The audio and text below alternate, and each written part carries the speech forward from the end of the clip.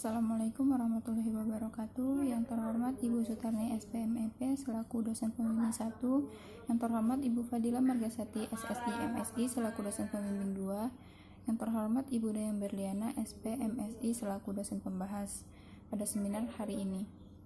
Perkenalkan, nama saya Rizka Puspitasari, NPM 1875431 dari Program Studi Agribisnis Pangan, jurusan Ekonomi dan Bisnis. Alhamdulillah, hari ini saya akan mempresentasikan hasil seminar hasil yang berjudul Analisis Faktor-Faktor yang Mempengaruhi Produksi dan Pendapatan Usaha Tani Padi Sawah di Desa Muara Danau, Kecamatan Semende Darat Laut, Kabupaten Muara Enim. Topik pembahasan pada seminar hasil kali ini yang pertama itu pendahuluan, yang kedua tinjauan pustaka, yang ketiga metode penelitian, yang keempat ada hasil dan pembahasan, dan yang kelima yaitu kesimpulan. Pertama yaitu pendahuluan. Padi sawah merupakan tanaman yang sesuai dengan keadaan iklim Indonesia. Padi dapat tumbuh baik pada iklim tropis maupun subtropis, dan untuk pertumbuhan padi memerlukan banyak air, terutama yang ditanam secara basah, dan syarat ini dipengaruhi oleh iklim Indonesia yang mempunyai dua musim, yaitu musim hujan dan musim kemarau, menurut Adnan dan Tengkesalu 2017. Kecamatan Semende Darat Laut, khususnya di Desa Muara Danau, merupakan desa yang mempunyai luas wilayah menurut penggunaannya sebesar 1.900 hektar dengan luas panen 129 hektar yang memiliki produksi 7.000 ton dengan produktivitas sebesar 5,4 ton per hektar. Desa Muara Danau merupakan daerah yang berpotensi sebagai salah satu penghasil tanaman pangan, khususnya padi sawah. Peningkatan produktivitas ini diharapkan dapat memberikan kontribusi pada pendapatan keluarga petani padi sawah di Desa Muara Danau. Yang kedua, tujuan penelitian. Yang pertama, menganalisis pendapatan usaha tani padi sawah di Desa Muara Danau, Kecamatan Semende Darat Laut, Kabupaten Muara Enim. Yang kedua, menganalisis faktor-faktor yang mempengaruhi produksi usaha tani padi sawah di Desa Muara Danau, Kecamatan Semende Darat Laut. Selanjutnya, kerangka penelitian. Kerangka pemikiran. Usaha tani padi di Desa Muara Danau, Kecamatan Semende Darat Laut, Kabupaten Muara Enim, Provinsi Sumatera Selatan. Permasalahan itu produktivitas belum sesuai dengan potensi sebesar 5,67 ton per hektar yang seharusnya sebesar 6,1 ton per hektar, dan faktor-faktor produksi yang mempengaruhi pendapatan petani padi sawah di Desa Muara Danau, Kecamatan Semende Darat Laut. Dari hasil produksi terdapat input dan output. Untuk output sendiri yaitu terdapat penerimaan, dan input sendiri itu adalah faktor-faktor produksi yang termasuk luas lahan, benih padi, pupuk urea dan NPK, pupuk SP36, pestisida, dan tenaga kerja. Dari faktor-faktor produksi tersebut dihitung dengan menggunakan analisis produksi Cobb-Douglas. Dari hasil perhitungan ditentukannya total biaya, dan dari total biaya dibagi dengan penerimaan terdapatlah keuntungan. Kedua, tinjauan pustaka. Yang pertama, analisis usaha tani padi. Yang kedua, ada faktor-faktor produksi, dan yang ketiga itu fungsi Cobb-Douglas. Penelitian terdahulu. Yang pertama, menurut Yasa dan Handayani 2017, yaitu analisis produksi dan pendapatan usaha tani padi sawah di Desa Bone Marawa, Kecamatan Riopaka, Kabupaten Donggala. Yang kedua ada menurut Swardana tahun 2013, yaitu analisis produksi dan pendapatan usaha tani padi sawah dengan pola Jejer Legowo di Desa Lantunajaya, Kecamatan Witaponda, Kabupaten Morowali. Yang ketiga ada analisis produksi dan pendapatan usaha tani padi sawah di Desa Pandare, Kecamatan Gumbasa, Kabupaten Sigi, Provinsi Sulawesi Tengah, menurut Peminjab dan MUIS tahun 2014. Yang keempat yaitu ada menurut Anggraini, yaitu analisis produksi dan pendapatan usaha tani padi sawah di Desa Dologo, Kecamatan Parigi Selatan, Kabupaten Parigi Motong. Dan yang terakhir yaitu analisis produksi dan pendapatan usaha tani padi sawah di Desa Sidondo 1, Kecamatan Sigi, Biromaru, Kabupaten Sigi, menurut Natalia dan Lampaga tahun 2015. Metode penelitian. Penelitian ini dilakukan di Desa Muara Danau, Kecamatan Semende Darat Laut, Kabupaten Muara Enim, Provinsi Sumatera Selatan. Penelitian dilaksanakan pada bulan Agustus tahun 2021 sampai dengan Juni 2022. Alat dan bahan yang digunakan dalam pengambilan data penelitian yaitu kuesioner, pena, dan handphone untuk pengambilan dokumentasi. Metode penelitian yang pertama ada jenis data, yaitu primer dan sekunder.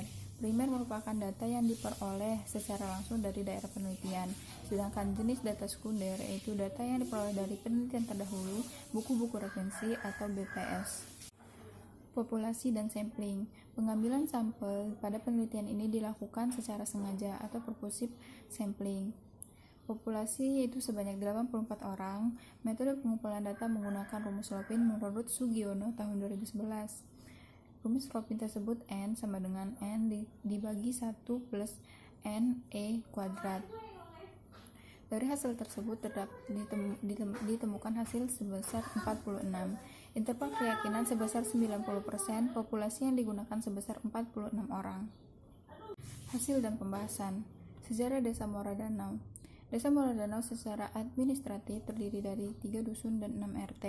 Desa Muara Danau termasuk desa tertua yang ada di Semende. Desa ini didirikan oleh Sultan Syarif yang bergelar Puyang Tuan. Desa Muara Danau memiliki letak wilayah yang cukup luas secara geografis. Desa Muara Danau salah satu wilayah yang terletak di Provinsi Sumatera Selatan yang mempunyai wilayah sebesar 19.000 per hektar. Secara administratif, Desa Muara Danau, Kecamatan Semende Darat Laut berbatasan dengan Bukit Barisan. Batasan-batasan wilayah Desa Muara Danau yaitu sebelah barat berbatasan dengan Desa Tanah Abang, sebelah timur berbatasan dengan Desa Muara II, dan sebelah selatan berbatasan dengan Desa Pulau Panggung. Tabel 14 menunjukkan bahwa pengeluaran biaya input produksi untuk pengelolaan padi sawah di daerah penelitian adalah sebesar Rp6.654.092, di mana semua jumlah dari pembelian bahan yang akan digunakan untuk pengelolaan padi sawah. Biaya pembelian yang paling besar adalah tenaga kerja sebesar Rp3.770.125. Hal ini disebabkan karena dalam kegiatan pengelolaan tanah, penyemaian, penanaman, pemupukan, permanenan, hingga ke pengangkutan. 3. Biaya total usaha tani. Berdasarkan tabel 17, biaya yang dikeluarkan oleh petani untuk kegiatan usaha tani padi adalah sebesar Rp9.945.600 per hektar per tahun. Persentase terbesar terdapat pada pengeluaran biaya variabel yaitu sebesar 66,90%, sedangkan biaya tetap lebih kecil persentasenya yaitu 33,09% karena rata-rata hanya biaya sewa rotarinya. Yang keempat yaitu analisis pendapatan usaha tani padi. Tabel 18 menunjukkan bahwa total pendapatan yang diterima oleh petani padi sawah di Desa Muara Danau, Kecamatan Semende Darat Laut dengan rata-rata produksi sebesar Rp4.874 per kilogram dan rata-rata harga gabah yaitu sebesar Rp4.500, maka pendapatan yang diperoleh petani sebesar Rp11.987.603. Setiap kegiatan usaha tani akan menghasilkan pendapatan yang berbeda tergantung dari besar total biaya yang dikeluarkan dan besarnya penerimaan yang diperoleh petani dari kegiatan usaha tani. Dari tabel 18, dilihat dari perhitungan nilai RC rasio sebesar 2,20 dan nilai RC BC rasio sebesar 1,20. Artinya, setiap penambahan biaya atau pengeluaran sebesar Rp1 akan menghasilkan penerimaan sebesar Rp220 dan akan menghasilkan keuntungan sebesar Rp1,20. Uji asumsi klasik. Yang pertama, uji normalitas.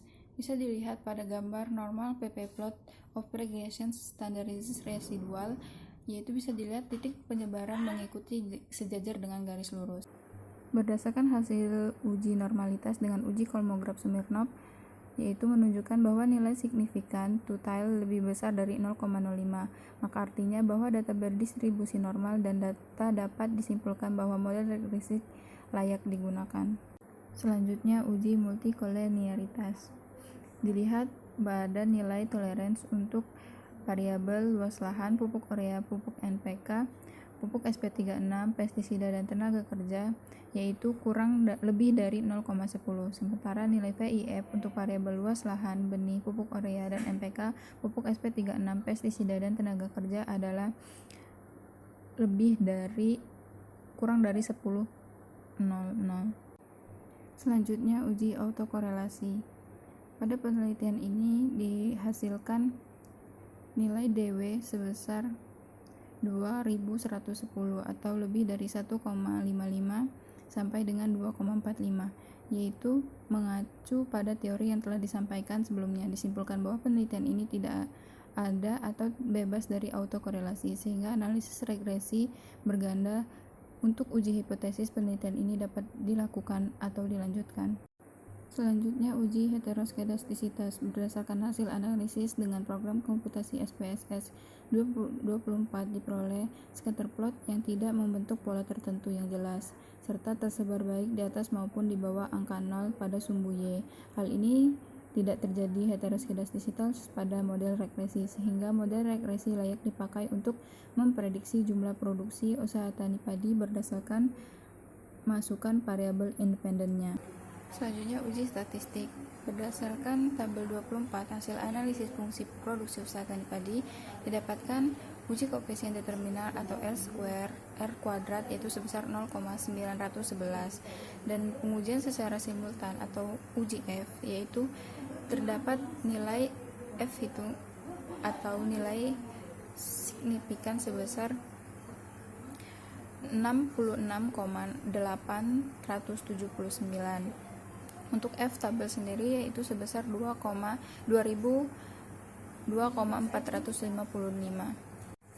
Terakhir yaitu kesimpulan. Berdasarkan analisis pendapatan usaha tani padi, diketahui pendapatan yang diperoleh petani adalah sebesar Rp11.987.603 per tahun, dan diperoleh nilai RC rasio sebesar 2,19 dan nilai BC rasio sebesar 1,20.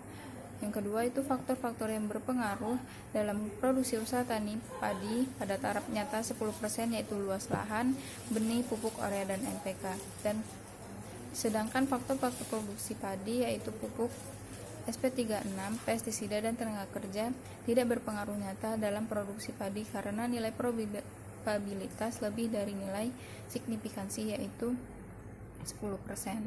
Mungkin hanya itulah presentasi yang dapat saya sampaikan. Jika terdapat kekurangan, saya mohon maaf. Saya akhiri. Wassalamualaikum warahmatullahi wabarakatuh.